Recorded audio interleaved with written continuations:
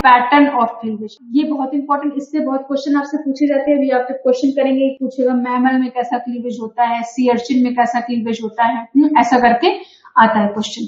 अब क्लीवेज दो तरह से होते हैं, यहाँ पे आप देख सकते हैं। एक होता है होलोब्लास्टिक, एक क्या है, होलोब्लास्टिक। अब होलोब्लास्टिक का मतलब ये है, होलोब्लास्टिक का मतलब ये है कि कंप्लीट, होलो मीन्स क्या होता है, होलो का मतलब ही होता है कंप्लीट, होलो का मतलब क्या हो गया, कंप्लीट। तो कुछ क्लीवेज ऐसे हो, पूरा का पूरा जो एग है या जाइगोट है वहां पे एक कंप्लीट क्लीवेज हो, उसको बोलते हैं होलोब्लास्टिक क्लीवेज। और मीरोब्लास्टिक क्लीवेज का मतलब, तो होलो में हो गया ये कंप्लीट, और मीरोब्लास्टिक में कुछ ऐसा क्लीवेज कि ऐसा हो, पूरा कंप्लीट ना हो। और ऐसा केस किस केस में होगा, जहां पे योग कंटेंट हो। ऐसा केस कहां पे होगा, जहां पे योग कंटेंट बहुत कम होंगे।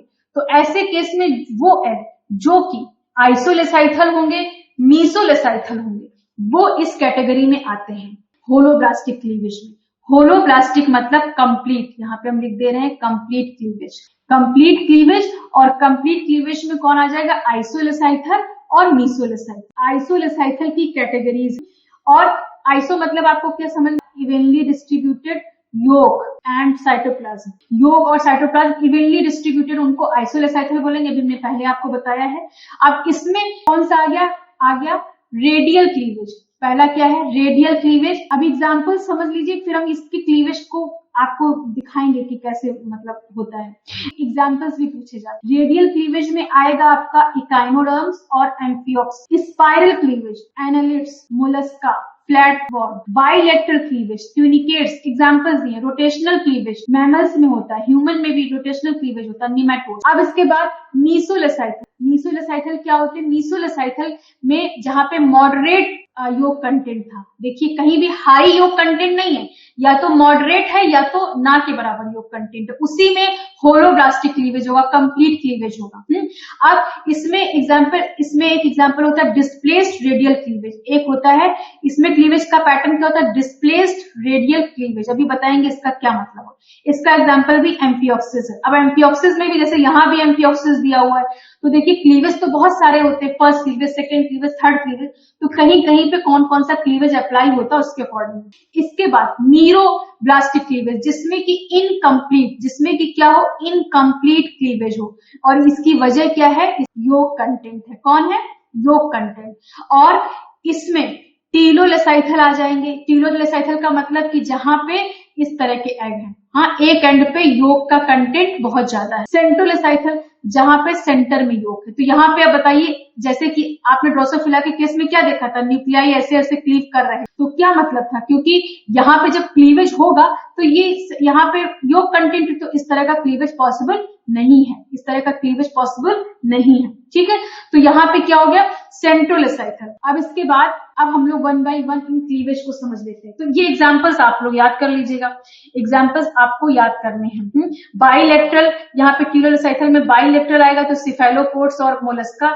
डिस्क्वाइडल में फिश, वही बेफिक्रे आपको याद कर लेना है डिस्क्वाइडल में, हाँ। और इसके बाद सुपरफिशियल क्लीवेज में ड्रोसोफिला और ऑर्थ्रोपोड्स, इंसेक्ट्स आ जाएंगे, ठीक। तो ये पैटर्न ऑफ क्लीवेज है। अब हम लोग वन बाय वन समझ लेते हैं। जैसे कि पहला रेडियल क्लीवेज किसको कहेंगे, रेडियल क्लीवेज। रेडियल क्लीवेज का मतलब कि मान लीजिए ये एक एग है, उसके बाद यहाँ पे ये एग ने एक मेरीडियोनल, मान लीजिए ये क्लीवेज हुआ, ठीक। तो ये क्लीवेज हुआ। रेडियल का मतलब क्या, रेडियस पे होना। पहली बार ऐसा हुआ, दूसरी बार क्या हुआ, ये ऐसा हुआ था, और दूसरी बार ऐसा हो गया।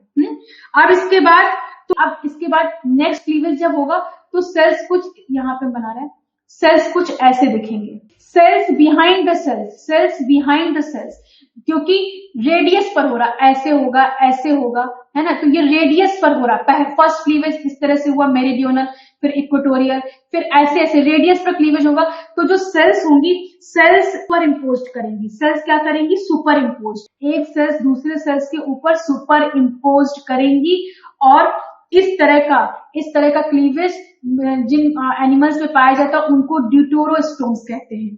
ड्यूटेरोस्टोम्स का मतलब होता है एनस की फॉर्मेशन फर्स्ट, एनस की फॉर्मेशन क्या हो गई, फर्स्ट हो रही है, मतलब कि सबसे पहले एनस बन रहा है। जैसे कि इकाइनोडर्मेटा, ठीक है, इकाइनोडर्मेटा सी अर्चिन जैसे होता है। सी अर्चिन में एनएस की फॉर्मेशन क्या हो रही है, एनएस की फॉर्मेशन पहले हो रहा, माउथ का फॉर्मेशन सेकंड हो रहा है।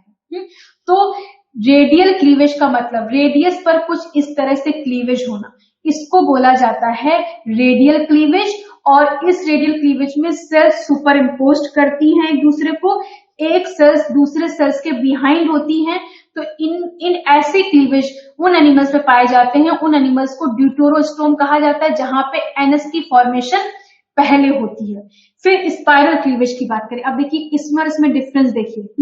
इसमें क्या होगा, हल्का सा टिल्टेड, जैसे कि ये मेरिडियोनल एक्सिस था, इसके या एक्सिस था, इसके ऐसे क्लीवेज होगा। ठीक है, अब ये एक बार ऐसा क्लीवेज हुआ, अब जब ये एक बार ऐसा क्लीवेज हुआ तो कुछ सेल्स ऐसी बन जाएंगी, है ना, ऐसी बन जाएंगी। अब अगर सेकंड क्लीवेज, तो सेकंड क्लीवेज, जब सेकंड क्लीवेज ऐसा होगा तो ये कैसी सेल्स बन जाएंगी, अभी आप देख पा रहे होंगे कि कुछ इस तरह से सेल्स बनेंगी।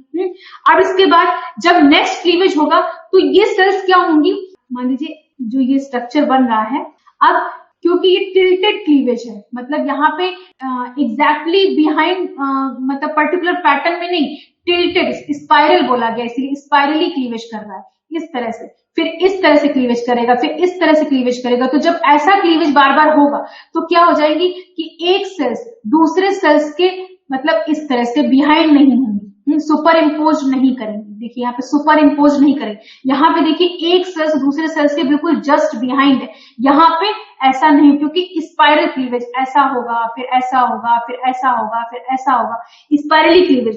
तो सेल्स एग्जैक्टली एक दूसरे के पीछे नहीं होंगी। और ऐसे एग्जांपल्स होते हैं प्रोटियोस्टोम्स, और प्रोटियोस्टोम्स का मतलब होता है माउथ की फॉर्मेशन फर्स्ट। ये आपको वर्ड्स भी याद रखने की, ड्यूटेरोस्टोम का मतलब क्या है, anus first formation, after that mouth formation. Protostome का मतलब क्या, प्रोटियोस्टोम का मतलब mouth formation first and after that anus formation. ठीक है, तो ये हो गया स्पाइरल क्लीवेज। ये इसके बाद नेक्स्ट क्लीवेज होती है रोटेशनल क्लीवेज। मान लीजिए कि ये एक सेल है, पहला तो ये हो गया मेरिडियोनल, तो दो सेल्स ऐसे बन गई। अब सेकेंडरी रोटेट करता हुआ, मतलब कि देखिए कैसे रोटेट करेगा, ये क्लीवेज हुआ, इसके बाद क्या हो गया कि ये क्लीवेज इतना ही क्लीव करेगा। अब जब ये ऐसा क्लीव करेगा तो मतलब ये 1-2 सेल बन गई। जब ये ऐसा क्लीव करेगा तो ये सेल तो एज इट इज रहेगी और ये सेल्स हो जाएगी ऐसे, तो ये हो जाएगा 1-2, तो ये 3 और ये 3 बन जाएगा। अब इसके बाद नेक्स्ट क्या होगा, ये क्या करेगी कि यहां से क्लीव करेगी इस जगह से, तो क्या हो जाएगा कि 1, ये 3, 1 और 3 तो बनी ही थी, ये 2 नंबर की सेल्स थी, 2 नंबर की, अब ये नीचे से यहां से हो रही है तो ये हो जाएगी 4 नंबर की सेल। कहने का मतलब कि रोटेशनल कैसे हो रहा है, पहले ये हुआ, फिर ऐसे हुआ, फिर ऐसे होगा, इस तरह से होगा, तो इस तरह से क्लीवेज होगा। तो जब तो एकदम पैटर्न चेंज होगी, जैसे इस वाले इसमें आप देखिए पहला क्लीवेज हुआ तो ये यहाँ पे 2 सेल्स बन गई 1 और 2। दूसरा क्लीवेज यहां से हुआ था तो फिर ये 3 नंबर की सेल बन गई। तीसरा क्लीवेज यहां से हुआ तो ये वाली सेल्स 2 सेल्स बना ली, तो 2 और 4 नंबर की सेल्स। तो इस तरह के क्लीवेज को बोलते हैं rotational cleavage.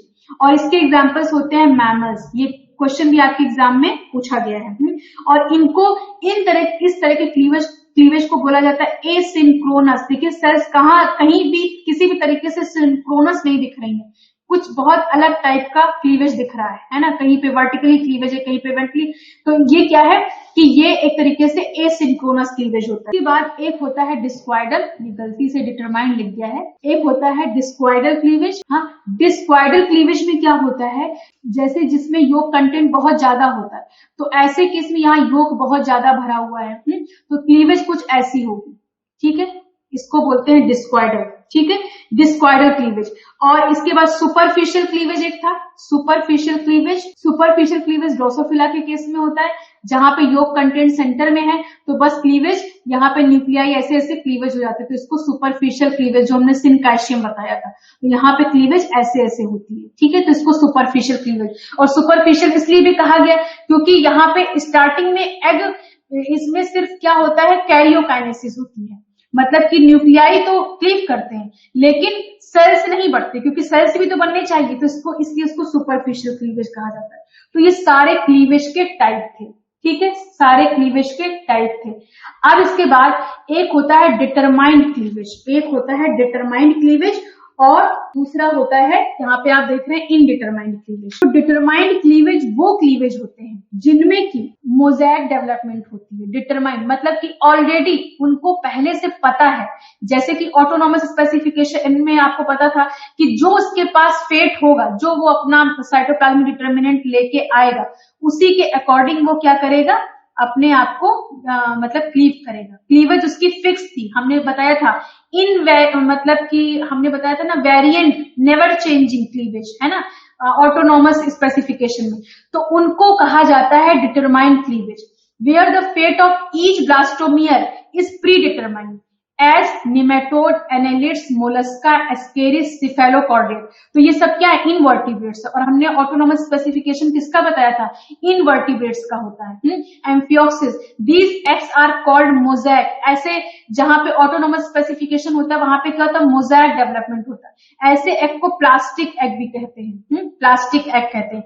If certain cell removed, body will lack the some part. ऐसे केस में हमने क्या बताया था कि अगर उन, जैसे ये मान लीजिए कोई टिश्यू है और टिश्यू में हमने कुछ सेल्स को निकाल दिया, इन सेल्स को हमने निकाला, इन सेल्स को हम निकालेंगे तो ये पार्ट बॉडी में लैक करेगा, क्योंकि यहाँ पे बनाने वाली सेल्स जिनके पास साइटोप्लाज्मिक डिटर्मिनेंट, जिनका फेट खुद वो डिसाइड कर रही थी, वो सेल्स ही हटा दी गई, तो वो क्या करेंगे, उनमें वो पार्ट लैकिंग हो जाएगा। इनडिटर्मिनेंट क्लीवेज किसको कहा जाता है, when blastomere have more than one potency. जिनके, अब यहाँ पे क्या है, यहाँ पे पोटेंशियल और सल्फेट इक्वल था, यहाँ पे पोटेंशियल ज्यादा है। अगर सेल्स यहाँ से हट भी गई तो आसपास की सेल्स के पास कैपेबिलिटी है यहाँ को फिलिंग करने की, यहाँ को कॉम्पनसेट करने की।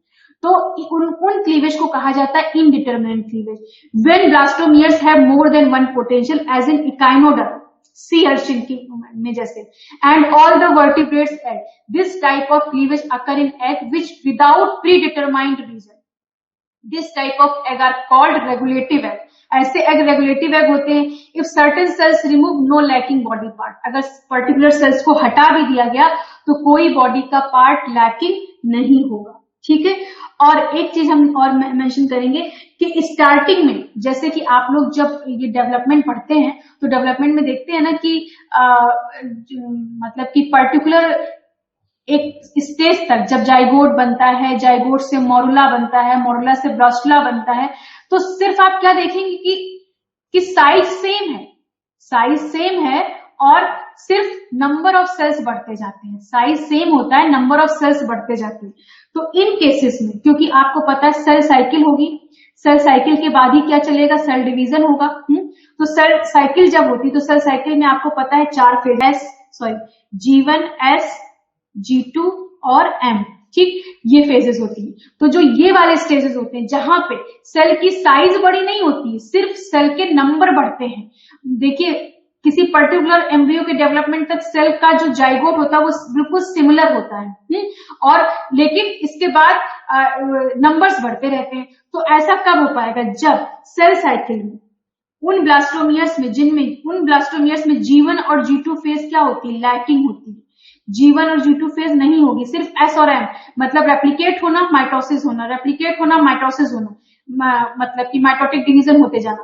तो ऐसा होता है, इसीलिए क्या होता है, सेल की साइज मतलब नहीं बढ़, मतलब जाइगोट का साइज नहीं बढ़ता है, सिर्फ क्या बढ़ता है, सेल के नंबर बढ़ जाते हैं, ठीक है। ब्लास्टोमियर सेम साइज के रहते हैं, सिर्फ उनके नंबर्स बढ़ते रहते हैं, क्योंकि वहां पे क्या लैकिंग होती है, G1 और G2 फेज।